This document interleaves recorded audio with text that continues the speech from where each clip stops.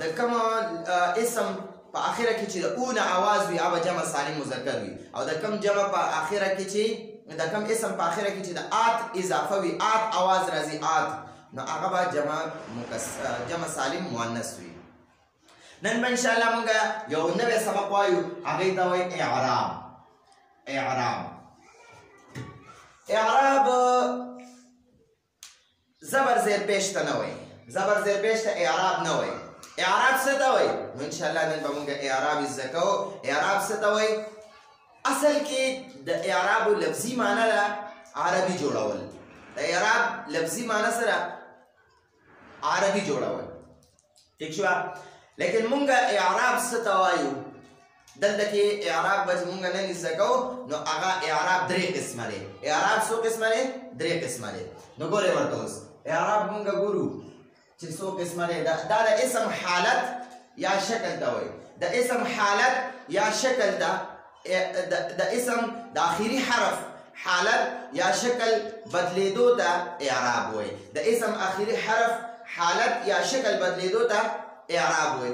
د اسم آخري حرف حالت یا شکل بدلیدو ته اعراب وایي. د اسم آخري حرف حالت یا شکل که حالت ورله استعمالوي او که شکل ورله استعمالوي هغې بدلیدو را بدلیدو ته څه وایي؟ اعراب وایي. نو نن به دا اسم د آخري حرف اعتبار سره درې قسمه وي. یا به دا اسم حالت رفع کې وي، حالت الرفع او دا بس اسان ووایو حالت رفع. دې حالت رفع ته دویم نوم وایي مرفوع. یاره وایي دا اسم مرفوع دی. یعنی مرفوع څه مطلب؟ چې دا اسم حالت رفع کې دی. ٹھیک شوه؟ دا اسم مرفوع دی، حالت رفع کې دی. او تاسو اوس وپېژنئ حالت رفع څه ته وایي. او بل دویم دا اسم حالت النصب حالت نصب کې دی. نو د حالت نصب ته بیا بل نوم هم وایي. ٹھیک شوه؟ یو نوم یې حالت نصب دی. اسم د اعراب اعتبار سره به یا به حالت رفع کې وي یا به حالت نصب کې وي. څنګه د ما تاسو ته حالت رفع ته مرفوع وایي، دا شان حالت نصب ته منصوب وایي. منصوب یاره وایي دا اسم منصوب دی. منصوب څه ته وایي؟ حالت نصب ته وایي. ٹھیک شوه؟ او بل د اعراب دریم قسم څه شی دی؟ حالت جر. حالت جر ته چې دی که نه دویم نوم څه وایي؟ مجرور. یاره وایي دا اسم مجرور دی. ٹھیک شوه؟ دا اسم مجرور دی. نو اسم په عربۍ کې اسم د اعراب لحاظ سره صرف درې قسمه دی. په ټول قرآن په ټوله عربۍ کې به تاسو ته اسم صرف په درې قسمه باندې ملاویږي. د دې دریو نه علاوه بل څلورم پنځم نشته دی. بالکل صرف اسم په دریو قسمو کې وي. د اسم صرف درې حالته وي. اعراب لحاظ سره اسم درې حالته وي. یا به حالت رفع کې یعنی مرفوع به وي، یا به حالت نصب یعنی منصوب به وي، او یا به حالت جر یعنی مجرور به وي. ښه؟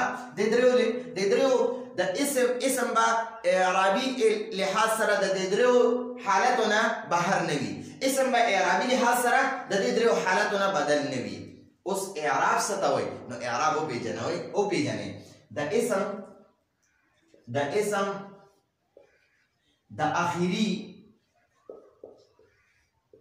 اسم د آخري حرف حالت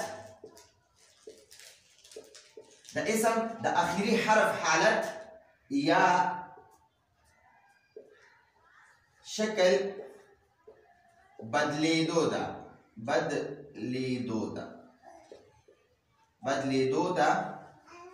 د اسم د آخري حرف حالت یا شکل بدلیدو ده اعراب وایي. ٹھیک شوه؟ څنګه به بدلیږي؟ نو هغه انشاءالله اوس په موږ په هغې باندې ځان پوهیو. ښه؟ اسم به اعراب لحاظ سره د دې دریو حالتو نه یا حالت رفع کې وي، یا به حالت نصب کې وي، یا به حالت جر کې وي. نو څوک ولا حالت رفع نصب جر استعمالوي، څوک مرفوع منصوب مجرور وایي. یاره وایي دا اسم مرفوع دی، دا اسم منصوب دی، دا اسم مجرور دی. نو ګورئ اوس زه تاسو مونږ به څنګه پېژنو چې دا اسم اعتبار د اعراب لحاظ سره څنګه دی؟ نو ګورئ مونږ کلمه وایو که نه، لا اله الا الله محمد رسول الله. محمد. نو ګورئ محمدن فكلمة كي مونږ وایو محمدن ٹھیک شو او اذان کې مونږ وایو اشهد ان محمدن وګورئ محمدن ٹھیک شو او مونږ درود شریف کې وایو اللهم صل علی محمدن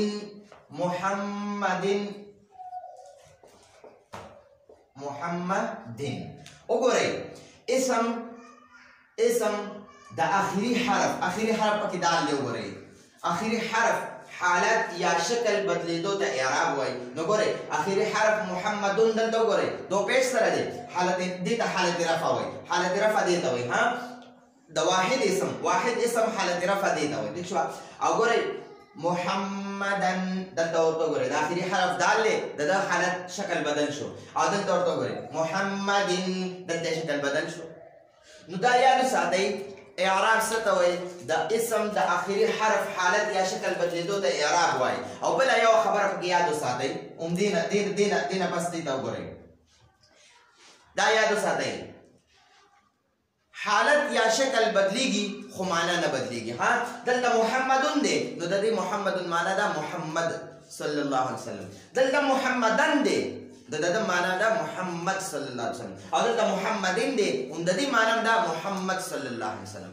شکل بدل شو وګورئ خو معنا نه بدلیږي ها ٹھیک شو نو شکل بدلیږي معنا نه بدلیږي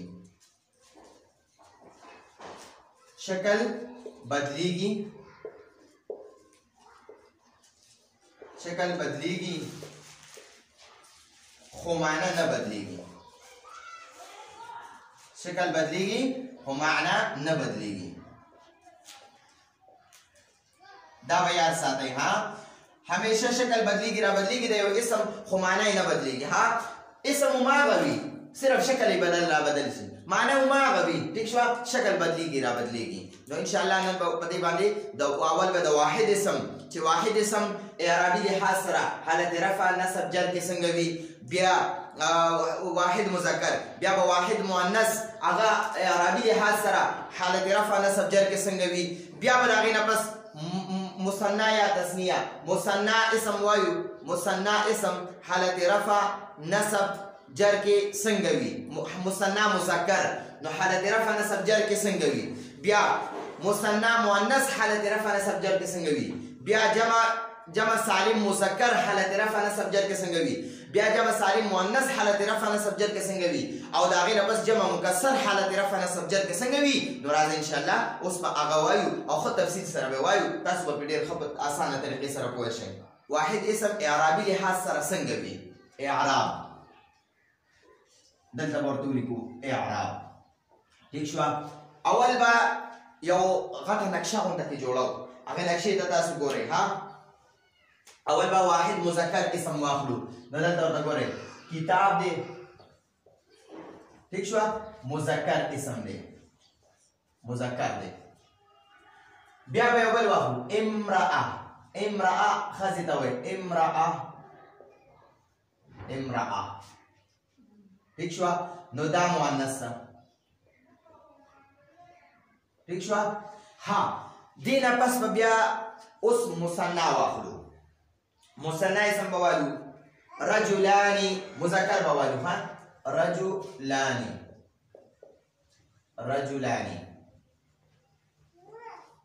رجلان ٹھیک شو مذکر ها بیا ودین واخلو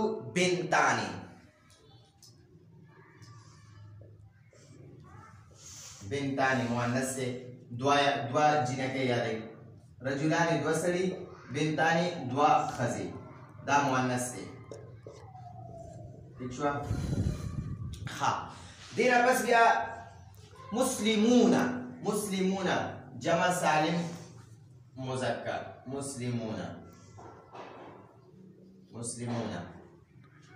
جمع سالم مذکر ها بیا چې صالحات مؤنث جمع سالم مؤنث ٹھیک شو بیا دینه په پس په واخلو اقلام د قلم جمع ده اقلام اقلام چې دا جمع مکسر ده مذکر ده او دینه پس بوالو نساء ٹھیک شو دا مؤنث ٹھیک شو دې ته اوس ګورئ ها د واحد اسم اعراب مثنى اعراب جمع سالم اعراب او جمع مکسر اعراب نو دا څلور قسمه به ان شاء الله نن موږ په دې باندې خبره کوو دې ته اوس ګورئ ها واحد اسم واحد ٹھیک شو ها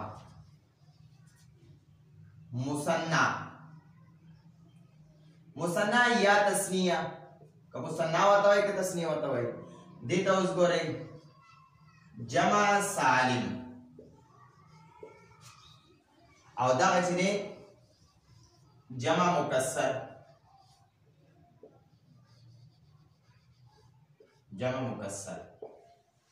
ها اوس په واحد اسم اعرابي لحاظ سره څنګه وي مثنى اسم به اعراب لحاظ سره څنګه وي جمع سالم اسم به د اعراب لحاظ سره څنګه وي او جمع مکسر به د اعراب لحاظ سره څنګه وي نو راځي اوس ان شاء الله دا غي پورا چارت جوړو ها حالت رفع حالت نصب او حالت جر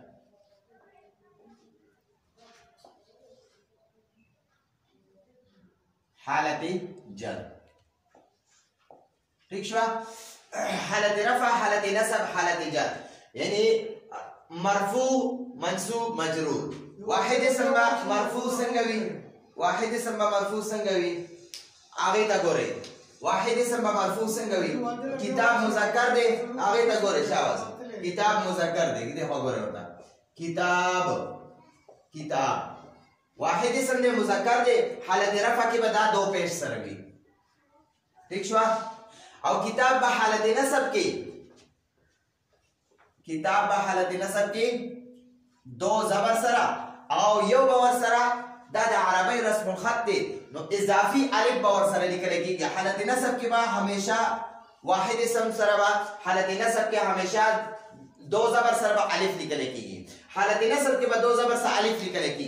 نصب کې به دو زبر سره الف لیکل کېږي د واحد اسم حالت نصب کې به دو زبر سره الف لیکل کېږي د واحد اسم حالت نصب کې به همیشه دو زبر سره الف لیکل کېږي خو یو شرط پکې دی چې کوم اسم واحد وي او د هغه په اخره کې ګول تاوي نو هغه به حالت نصب کې الف نه لیکل کېږي د کوم اسم په اخره کې چې ګول تاوي حالت نصب کې به پکې الف نه لیکل کېږي د کوم اسم په اخره کې چې ګول تاوي حالت نصب کې ورسره الف نه لیکل کېږي ٹھیک شو او د کوم اسم په اخره کې چې الف او حمزه راشي اول الف راشي بیا واپس وروسته حمزه راشي لکه څنګه تاسو ته ان شاء الله هغه په دې کې راشي نو هغه سره به مونږه دغه نه لیکو حالت نصب کې ورسره دو زبر نه لیکو اوس کتابن دی حالت رفع کې کتابن حالت نصب کې کتابن او حالت جر کې وګورئ همدا کتاب اوري کې او کتابن بشي وګورئ د واحد اسم حالت بدل شو وګورئ اعراب بدل شو اعراب لحاظ سره شکل بدل شو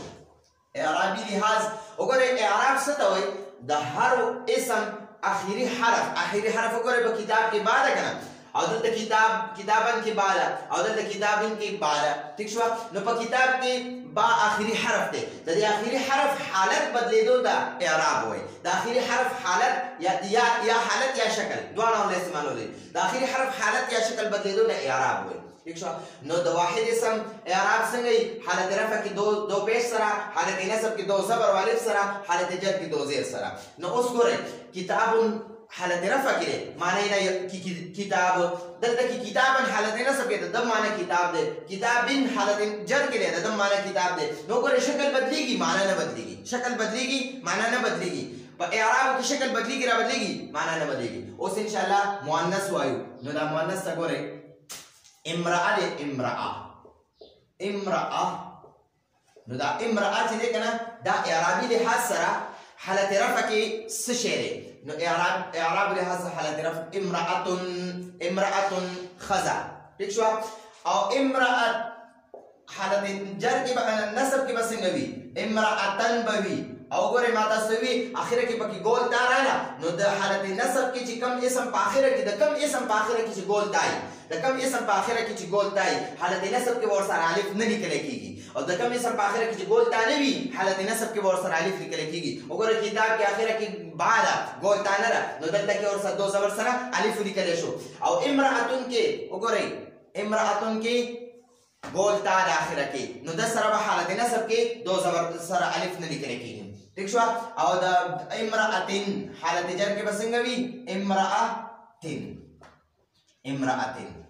نو حالت جر کې اوس امراتن شو نو امراتن معنا دا یو خزه امراتن معنا دا یو خزه او امراتن معنا دا یو خزه شکل بدل شو او معنا نه بدلېږي شکل بدلېږي معنا نه بدلېږي اوس ګورئ د مثنى اسم اعراب زکو نو مثنى اسم اعراب بسنګ وی ګورئ اني आवाज می ذکرو کنه مثنى چې موږ جوړول تسنیم چې جوړول پاږي کې موږ تاسو ویلو چې کله د کوم اسم په اخره کې اني आवाज وی هغه دوا وی دوا مثنى وی ٹھیک شو نو اني आवाज دې د حالت رفع کې وی حالت رفع کې به وی رجلان نو دا اني आवाज دې کنه دا حالت رفع دی حالت رفع چې دی کنه دا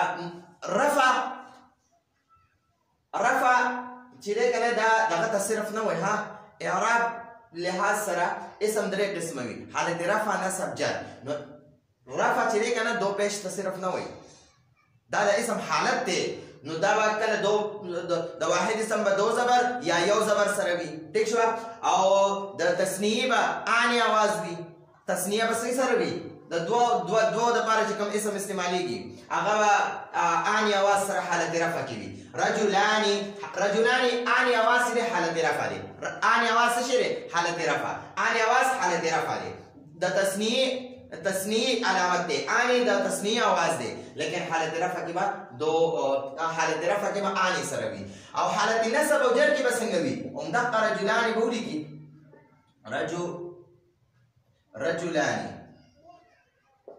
رجلان دا رجلان دي حالت نصب کې به څنګه وي نو دا الف پته ختم شي د په ځای باندې به یا ساکن راشي نو دا رجلان به رجلین شي رجلان بس شي رجلین بشي دا نام شو رجلین نو حالت نصب کې به رجلان وي حالت رفع کې به رجلان وي حالت نصب کې به رجلین وي او حالت جر کې به رجلین وي ها حالت نصب او جر کې به دا دواړه یو شان دي رجلین رجلان معنی د دوا دو سړي د رجلین معنی دو سړي او د رجلین معنی حالت نصب کې رجلین حالت جر کې رجلین حالت نصب کې رجلین د معنی دو سړي او حالت جر کې رجلین د معنی دو سړي نو دا نصب او جر کې رجلان حالت رفع کې وي او نصب او جر کې رجلین وي ٹھیک شو او بنتان د قشانته دي بالکل دغه قشانته دي بنتان اني आवाज والا چي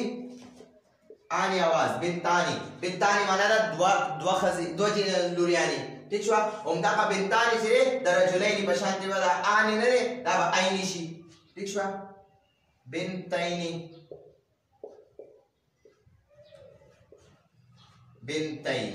دا اني کې چې کوم الف ته کنه دا به یا ساکن سره بدل شي بنتين بشي بنتين معنا دو لورياني او همدا په حالت جر کې بنتين نو بیا به موږ پیژنو څنګه ان شاء الله هغه مخکې ته نور سبقونه را رواني باغې کې به تاسو پیژنئ بنتین د بنتان معنا دو لوريانې بنتین معنا دو لوريانې او بنتین معنا دو لوريانې ٹھیک شو نو بنتان حالت رفع او بنتین حالت نصب او جر بنتان حالت رفع بنتین حالت نصب او جر ٹھیک شو ها جمع سالم مذکر اعراب لحاظ سره څه شی دی جمع سالم مذکر دا بسنګوي حالت رفع کې بسنګوي نو یاد ساتئ جمع سالم مذکر چې کوم اون आवाज دا اون حالت رفع आवाज ده ها مسلمون اون आवाज نه دا اون आवाज حالت رفع ده مسلمون ډیر مسلمانان مسلمون اون आवाज حالت رفع ده اون आवाज حالت رفع ده او په حالت نصب کې بسنګوي مسلمین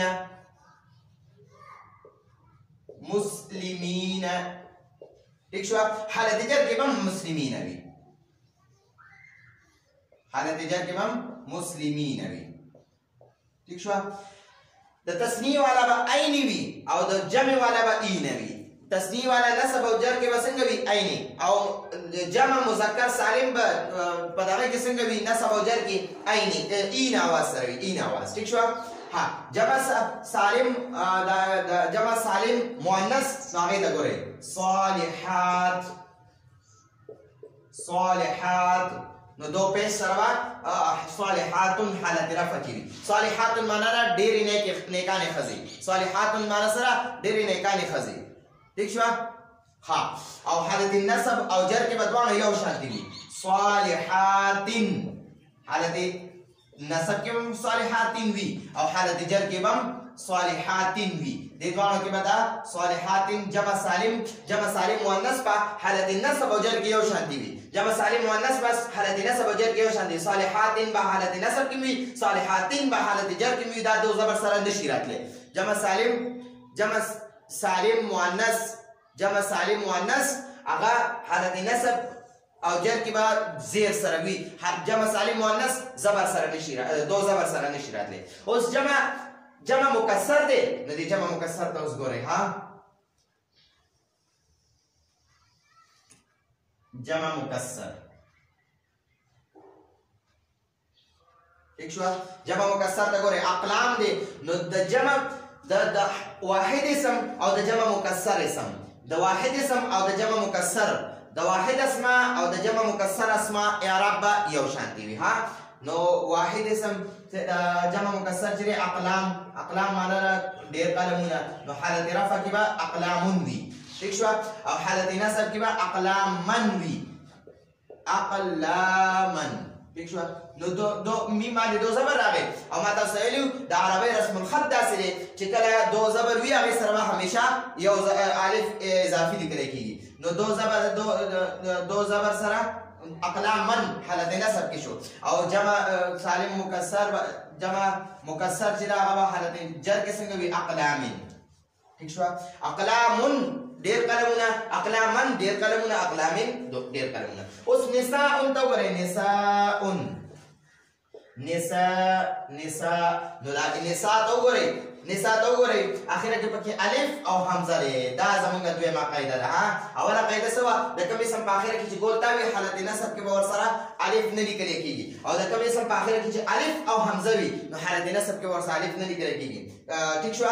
نو نساء حالت رفع کې دو پیش سره، او نساء حالت جر کې چې نصب کې دو زبر سره او الف ورسره نه لیکلی کېږي ځکه دلته کې الف او حمزه یو ځای راغلي. ٹھیک شو؟ او حالت جر کې به نساء. ٹھیک شو؟ نو دا به ځان سره ولیکئ دا نقشه، او انشاءالله دې نه به تاسو ته ډېر زیاته فایده رسي. آینده درس په انشاءالله زمونږ د واحد اسم اعراب به بیل وایو، د تثنیه اسم اعراب به بیل وایو، مثالونه به لیکو. د جمع سالم مذکر اعراب به بیل وایو، د هغې به مثالونه لیکو. د جمع سالم مؤنث اعراب به بیل وایو، د هغې به مثالونه لیکو. د جمع مکسر اعراب به بیل وایو او د هغې به مکمل دغه لیکو، مثالونه ډېر لیکو. ها نو یو قاعده پکې یاد وساتئ، ځای پکې را سره ډېر کم دی خو دا به لاندې ولیکئ چې کم اسم په آخره کې ګول تا او الف او حمزه. د کم اسم په آخره کې چې ګول تا او الف او حمزه وي، د کم اسم په آخره کې چې ګول تا او الف او حمزه وي نو حالت نصب کې به ورسره د الف اضافه نه کېږي. هذا هو المرام، والله أعلم بحقيقة الكلام. سبحان ربك رب العزة عما يصفون، وسلام على المرسلين، والحمد لله رب العالمين.